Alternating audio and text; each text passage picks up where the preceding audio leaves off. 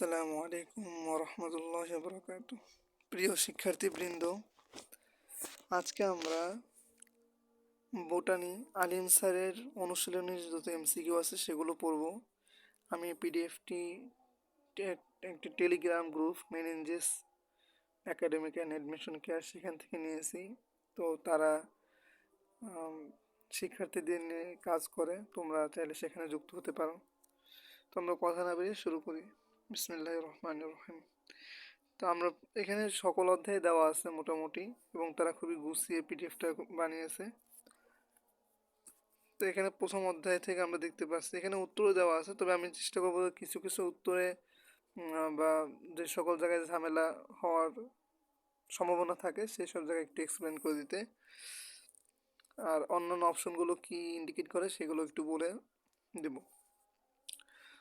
তো এখানে আমরা প্রথমে দেখতে পাচ্ছি যে কোন অঙ্গাণুটির মাধ্যমে অটোফ্যাগি হয়। অটোফ্যাগি মানে হচ্ছে স্বভক্ষণ। আমরা বলি যে নিজেই নিজেকে ভক্ষণ করে। তো সেটা যে সময় কোষে আমরা জানি লাইসোজোম, তাকে বলা হয় কি সুইসাইডাল ব্যাগ বলা হয়। লাইসোজোমকে বলা হয় কি সুইসাইডাল ব্যাগ। ঠিক আছে, সুইসাইডাল আমরা করি, এখানে তো কিছু লেখা যাবে না, জাস্ট মুখে বলি। সুইসাইডাল ব্যাগ বলা হয়, এবং এটা কিন্তু এনজাইমের আধার। কোষের এনজাইমের আধার কোনটা? এটা লাইসোজোম। ঠিক আছে, আর এখানে যেটা আছে ইডিওজোম, এটা হচ্ছে গলগি বডির একটা নাম। রাইবোজোম তো আমরা জানি প্রোটিন সংশ্লেষ করে। আর সেন্ট্রোজোম হচ্ছে আমাদের যে সেন্ট্রিওল আছে তার সেন্ট্রোজোম, সেন্ট্রোস্ফিয়ার, সেন্ট্রিওল, এগুলো একই জায়গায়, মানে একই। এরপরে পিউরিন বেস কোনটি, পাইরিমিডিন বেস কোনটি? আমরা জানি পিউরিন বেস, আমরা একটা ছন্দ আছে পাশে লিখি, কিছু কিছু ছন্দ লিখে দেবো অবশ্য। তো পিউরিন আমরা যেটা পিওর, ঠিক আছে, আমরা বলি না 100%। তো পিওর যেটা, সেটাকে আমরা বলতে পারি কি যে একেবারে জেনুইন। পিওর যেটা সেটা কি একেবারে একেবারে কি একেবারে জেনুইন, একেবারে জেনুইন। জেনুইন। তোমরা এখান থেকে কি কি মনে রাখবো, মানে পিউরিন বেস যেটা, সেটা আমরা কীভাবে মনে রাখবো? যে এই এ দিয়ে আমরা মনে রাখবো হচ্ছে কি অ্যাডিনিন, আর এই যে জি, এই জি দিয়ে মনে রাখবো হচ্ছে গুয়ানিন। ঠিক আছে, তাহলে পিওর যে সেটাকে পিওর জিনিসটা কি হয়? একেবারে জেনুইন হয়। তো সেই একেবারে জেনুইন দিয়ে অ্যাডেনিন এবং গুয়ানিন। আর পাইরিমিডিন বেস যেটা, সেটা আমরা একটা ছন্দ দিয়ে মনে রাখতে পারি। সেটা হচ্ছে কেমন বলতে পারি যে পাইসি তোরে, কি বলতে পারি? পাইসি পাইসি পাইসি তোরে, তো রে, এটা মুছে দিই। তো এখান থেকে আমরা কি বুঝবো যে পাইসি তোরে দিয়ে পাইতে হলো পাইরিমিডিন, আমরা বুঝতে পারছি পাইতে হলো পাইরিমিডিন, অন্য কারণ নেই। পাইতে হলো পাইরিমিডিন, পাইরিমিডিন। আর সিতে হচ্ছে সাইটোসিন, সাইটোসিন, সাইটো লিখলাম এখানে সংক্ষেপে। আর তোতে হচ্ছে টিতে হলো থাইমিন, থাইমিন। আর এই রে যেটা, এটা হচ্ছে আমাদের ইউরাতে আর আছে না, এই আর যেটা, এটা হচ্ছে ইউরাসিল। ঠিক আছে, তো যেখানে আমাদের থাইমিন থাকে না, অর্থাৎ আমাদের যে সময় ডিএনএতে আমরা জানি থাইমিন থাকে, কিন্তু আরএনএর ক্ষেত্রে আমরা থাইমিনের জায়গায় কী পাই? ইউরাসিল পাই। তো এইভাবে মনে রাখতে পারি আর কি। তারপরে দেখা যাক কী আছে। ওইখানে উত্তর দেওয়া আছে কোনটা সেটাও আমি মার্ক করি। এখানে অ্যাডিনিন দেওয়া আছে, এই যে পিউরিন, একেবারে এ দিয়ে আমরা অ্যাডিনিন। এরপরে কোনটি জীবের বংশগতীয় পদার্থ। এখানে কি দিছে, এখানে সব করণ দিয়ে রাখছে কেন? ভুল হয়েছে হয়তো এটা। ঠিক আছে, এখানে মূলত প্রশ্ন ছিল কি যে এই ইউজিট, এটা আমাদের মেথিওনিন। মেথিওনিন মেথিওনিন এবং এটা হচ্ছে আমাদের স্টার্ট কোডন। স্টার্ট কোডন, ঠিক আছে। আমরা মনে করি আগস্টে শুরু, ঠিক আছে, আগস্ট ইউজি। এবং আমাদের স্টপ কোডন কি কি? এই যে তিনটা আছে, এই তিনটা আছে ওয়া, কোথায়, এই যে ওয়া, ওয়াগ, উগা, এই তিনটা হচ্ছে আমাদের স্টপ কোডন, মানে ননসেন্স, ননসেন্স কোডন।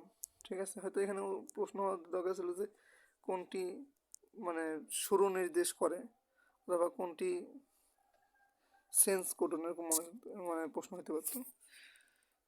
যাই হোক, হয়তো প্রশ্ন ভুল হয়েছে, নিচেরটা মানে এখানে কপি হয়ে গেছে। যাই হোক, আমরা এখানে দেখি কোনটি বংশগতীয় পদার্থ। এখানে ডিএনএ, যেটা ডিএনএ, অবশ্য ডিএনএ বংশগতীয় পদার্থ, কারণ ডিএনএ প্রজন্ম থেকে প্রজন্মান্তরে বংশগতীয় বৈশিষ্ট্য বহন করে নিয়ে যায়। কোষের আবিষ্কারক, কোষের আবিষ্কার করেন কে? কোষের আবিষ্কার করেন কে? আমরা এখানে খেয়াল রাখবো যে রবার্ট হুক এবং লিওয়েন হুক। তো সর্বপ্রথম হচ্ছে Robert Hooke. Robert Robert Hooke যে, ইনি সর্বপ্রথম করেন কি, মৃত কোষ দেখেন এবং তিনি কোষে আবিষ্কার করেন, মৃত কোষ পর্যবেক্ষণ করেন, উনি কোষের দেয়ালকে সেল ওয়াল নাম দেন। আর লিওয়েন হুক যে, এই যে লিওয়েন হুক, ইনি হলো জীবিত কোষ বা লিভিং সেল, আমরা কি বলি, লিভিং সেল। ঠিক আছে, তাহলে এই লিভিং সেলের এটা এখানে কি আছে, তার লিভিং বলতে গেলে আমাদের কি এল চলে আসে না? তো এল দিয়ে আমরা মনে রাখবো যে লিওয়েন হুক লিভিং সেল বা জীবিত কোষ আবিষ্কার করেন। ঠিক আছে, আর রবার্ট ব্রাউন, উনি হচ্ছে নিউক্লিয়াসের সাথে সম্পর্কিত। রবার্ট ডারউইন তো জানি যে বিবর্তন। এরপরে পর্দা, খুবই গুরুত্বপূর্ণ প্রশ্ন, যে পাতলা পর্দা থাকে তার নাম টনোপ্লাস্ট। এই যে টনোপ্লাস্ট। আর এখানে যে তিনটা আছে, ইলায়োপ্লাস্ট, অ্যামাইলোপ্লাস্ট এবং অ্যালিউরোপ্লাস্ট, এই তিনটা হলো আমাদের উত্তর কিন্তু এইটা। আর এই যে তিনটা আছে, আমি অন্য কালি ব্যবহার করি, এই যে তিনটা আছে ইলায়োপ্লাস্ট, অ্যামাইলোপ্লাস্ট এবং অ্যালিউরোপ্লাস্ট, এই তিনটা হলো আমাদের লিউকোপ্লাস্টের, যে আমার লিউকোপ্লাস্ট কি করে, খাদ্য সঞ্চয় করে। তো এই কোনটা কি খাদ্য সঞ্চয় করে, আমার মনে এভাবে ছন্দ দিয়ে মনে রাখি যে আমি ভাত খাই, আলি প্রোটিন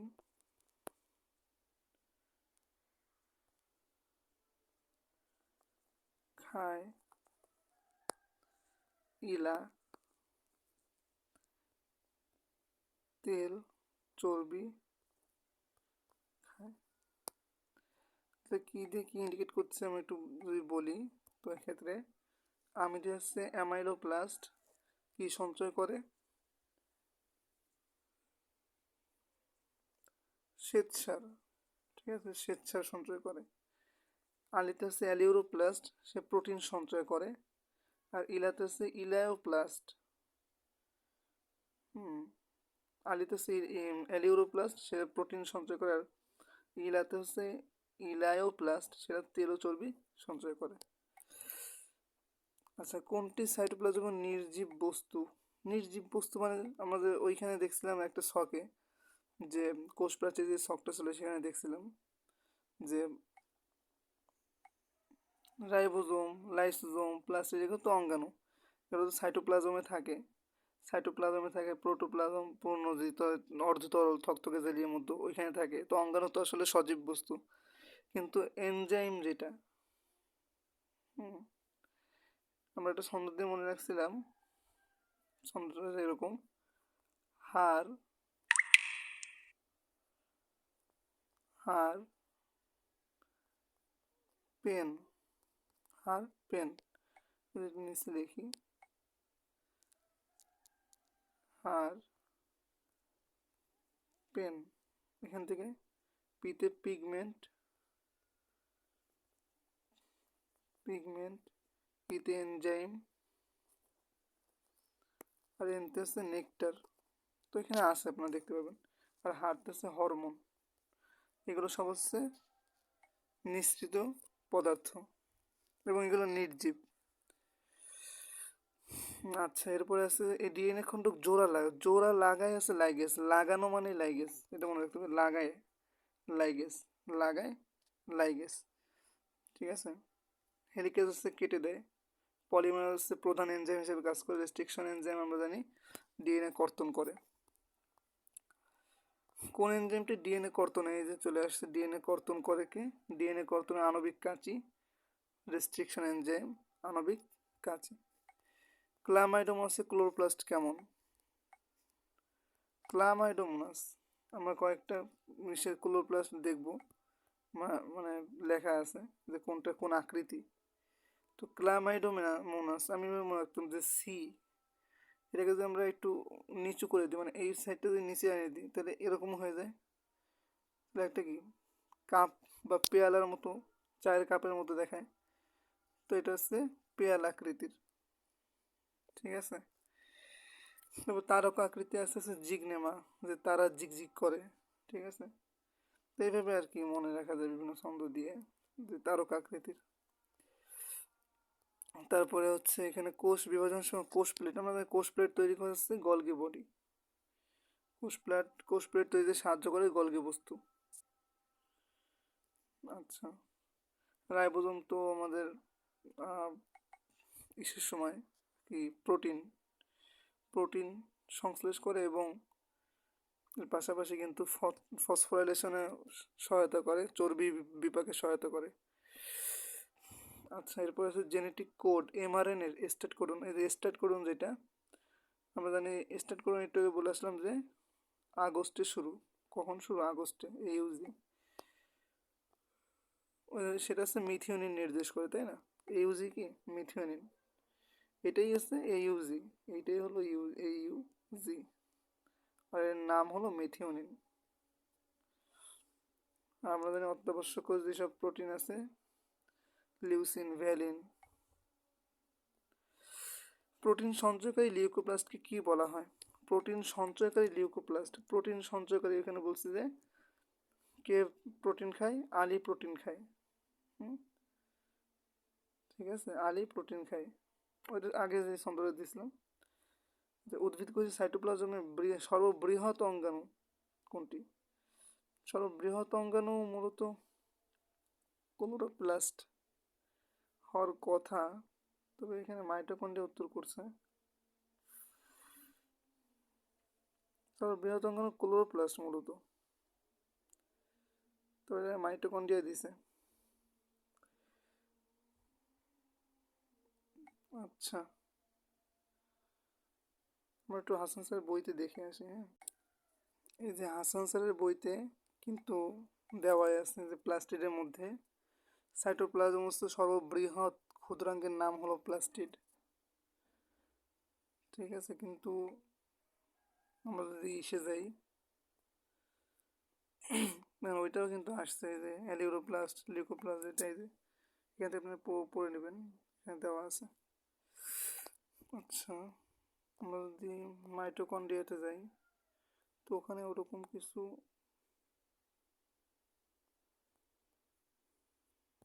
মাইটোকন্ড্রিয়া আগে, দুঃখিত।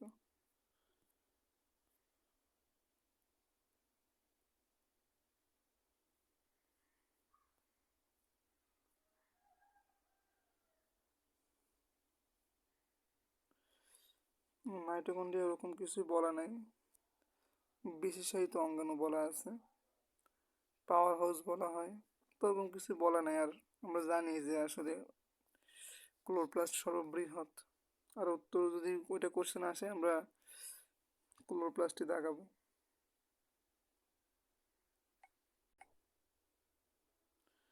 আচ্ছা, এখানে যে উত্তরটা হবে কি ক্লোরোপ্লাস্ট। এরপর লিউকোপ্লাস্টে কী কাজ করে? লিউকোপ্লাস্টে আমরা জানি যে ভূনিম্নস্থ কাণ্ডে অবস্থান করে, আলোতে সবুজ বর্ণ ধারণ করে। হ্যাঁ, কারণ তারা সবুজে পরিণত হতে পারে, মানে ক্লোরোপ্লাস্ট ধারণ করতে পারে। আর ক্যারোটিন ও জ্যান্থোফিল সমৃদ্ধ নয়, সমৃদ্ধ নয়, এটা হবে না, কারণ তারা কি বর্ণহীন। ক্যারোটিন জ্যান্থোফিল তো পিগমেন্ট, কিন্তু তারা পিগমেন্ট না। তাহলে 1 ও 2 হবে। আচ্ছা, আমাদের এগুলো লাগবে না, বহুপদী লাগবে না, বহুপদী যা আছে সব স্কিপ।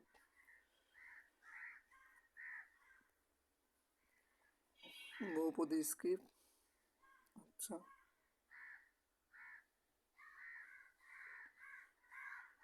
আমরা এখান থেকে দেখি, এই যে 21 নম্বর থেকে হচ্ছে, এখানে দেওয়া আছে 21 নম্বর থেকে আবার সিঙ্গেল অ্যান্সার দেওয়া আছে। মিওসিস কোষ বিভাজন কোন উপধাপে ঘটে? মিওসিস কোষ বিভাজন যেটা, বিভাজনের কোন উপধাপে ঘটে? কি ঘটে? উপধাপে সিনাপসিস ঘটে। কি ঘটে? সিনাপসিস। আমরা জানি বাইভ্যালেন্ট, বাইভ্যালেন্ট হয়, বাইভ্যালেন্ট, বাইভ্যালেন্ট যেটা হয়, এই বাইভ্যালেন্টটা আমাদের জাইগোটিনে হয়। বাইভ্যালেন্টের পরপরই সেটাই কিন্তু আমাদের সিনাপসিস হয়। ঠিক আছে, মানে সংযোগ। তোমরা এভাবে মনে রাখবো যে বাই যাই, বাই, এখানে যেটা আছে বাই, বাই, এটার সাথে মনে রাখবো হচ্ছে আমরা যাই। ঠিক আছে, তাহলে বাইভ্যালেন্ট জাইগোটিনে হয়, বাইভ্যালেন্ট জাইগোটিনে হয়। এরপর অপত্য ক্রোমোজোম মেরুমুখী হয়। আমরা জানি অ্যানা মানে গতিশীল, অ্যানা মানে গতি, তাহলে যে ফেজ বা যেই দশা, গতি দশা, প্রশ্ন গতি দশাও বাংলা আসতে পারে। তাহলে মেরুমুখী যখন হয় তখন কি এখান থেকে আগে এরকম যায়, এরকম মেরুমুখী যাইতে থাকে তারা, তাই না? এগুলো এদিকে যাইতে থাকে মেরুমুখী, এই বিষুবী অঞ্চল থেকে তারা এদিকে যাইতে থাকে, তো সেটা হচ্ছে অ্যানাফেজ। এটা হচ্ছে একটু কোষ বিভাজনের সময় অ্যাস্টার রশ্মি, অ্যাস্টার রশ্মি যেটা, সেটা কি সেন্ট্রিওল গঠন করবে। আমরা জানি সেন্ট্রিওল, ফ্লাজেলা, অ্যাস্টার রশ্মি, সিলিয়া, এগুলো গঠনে ভূমিকা রাখে, তো এটা সেন্ট্রিওল হবে। আমরা জানি রাইবোজোম, রাইবোজোম যেটা, সেটা কি প্রোটিনের প্রোটিন তৈরিতে সহায়তা করে, ফসফোরাইলেশনের কাজ করে, চর্বি বিভাগে সহায়তা করে। লাইসোজোম হচ্ছে কোষের অটোফেগি করে। তারপরে আমরা বলছি যে সুইসাইডাল ব্যাগ হিসেবে কাজ করে। এছাড়াও সে কি সে হলো কোষের যে ভিতর অভ্যন্তরীণ যে পরিপাক, সেটা সহায়তা, মানে পরিপাকে সহায়তা করে কোষের পরিপাক। কিন্তু আর মাইটোকন্ড্রিয়া আছে শক্তি ঘর, মাইটোকন্ড্রিয়া আছে শক্তি ঘর, পাওয়ার হাউস। এর মধ্যে আমাদের সবাত শ্বসনের প্রথম ধাপ বাদে বাকি 3টে ধাপ এর মধ্যেই সংগঠিত হয়। ক্রেবস চক্র, অ্যাস্টেল কোয়ে, ইটিসি, এটা ওর মধ্যেই সংগঠিত হয়। এরপর হচ্ছে কোষ বিভাজনকে আবিষ্কার করেন। কোষ বিভাজন আবিষ্কার করেন হলো, এখানে যেটা আছে কি আবিষ্কার করেন, এটা হবে হচ্ছে আমাদের যে ফ্লেমিং, যে ফ্লেমিং কোথায়, এই যে ফ্লেমিং, ফ্লেমিং যে সে কী করে কোষ বিভাজন প্রথম দেখেন সামুদ্রিক স্যালামান্ডারে। আচ্ছা, এরপরে হচ্ছে কায়াজমাটা, কায়াজমা কোনটা, এক্স যেটা, এটাকেই বলা হয় কায়াজমা। এই কায়াজমাটা প্রান্তবর্তন ঘটে মিওসিস বিভাজনের কোন ধাপে? ডিপ্লোটিন, ডিপ্লোটিন ধাপে কায়াজমাটার প্রান্তবর্তন ঘটে। ঠিক আছে, এরপরে কোন প্রক্রিয়ায় সাইটোপ্লাজমের বিভাজন ঘটে? সাইটোপ্লাজম সাইটোকাইনেসিস, আর ক্যারিওকাইনেসিস হচ্ছে নিউক্লিয়াস ইন্টারফেরোসের প্রস্তুতি দশা। মাইটোসিসের কোন ধাপে নিউক্লিওলাস বিলুপ্ত ঘটে? খুব গুরুত্বপূর্ণ, ঘটতে থাকে, ঘটে হচ্ছে প্রোফেজে, ঘটতে থাকে প্রোমেটাফেজার, বিলুপ্ত থাকে সেটা হচ্ছে মেটাফেজে। কোষ চক্রের সংশ্লেষ দশা মানে এস দশা, এস দশাতে 30 থেকে 50, জি অন দশাতে হচ্ছে 30 থেকে 40,